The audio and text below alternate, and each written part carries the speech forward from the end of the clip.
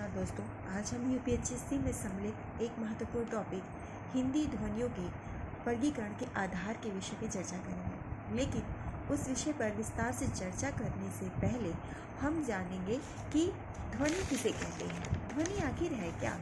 जब तक उसके आधार को नहीं जानेंगे किसी विषय पर और चर्चा करना मुश्किल है। तो ध्वनि किसे कहते हैं? ध्वनि शब्दों की आधारशिला है।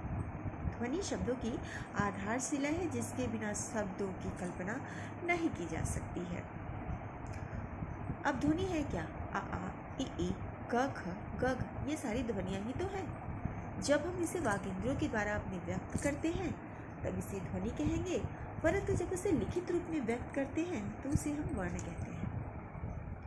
हमारे जो ध्वनियाँ हैं, हमारे मुंह में दो उच्चारण स्थान हैं। प्रथम आपका होठ और द्वितीय आपकी जीभ, जिसके माध्यम से हम उच्चारण करते हैं। तो ये हमारे उच्चारण अवयव हुए। प्रथम हमारी जीभ, द्वितीय हमारा होठ।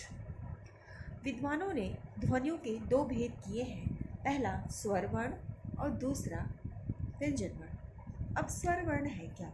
स्वर वर्ण मतलब अर्थात वे ध्वनियाँ जिनके उच्चारण से जो हवा होती है वो बिना किसी अवरोध के, हवा अर्थात वायु, बिना किसी अवरोध के हमारे मुख विवर से जब बाहर निकलती है तो उसे हम लोग स्वर वर्ण कहते हैं।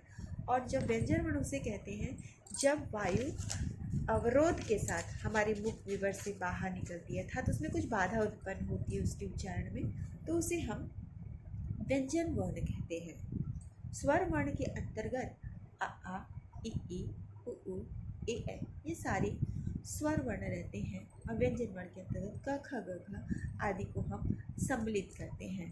स्वरों का वर्गीकरण यदि आगे भी देखा जाए तो ह्रस्व स्वर, दीर्घ स्वर, पल्तु स्वर आगे बहुत सारे रूपों में किया गया है, परंतु इस वीडियो में मात्र इतना ही।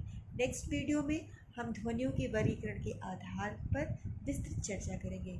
अगर आपको मेरी वीडियो अच्छी लगी हो तो लाइक करें और सब्सक्राइब करें। धन्यवाद।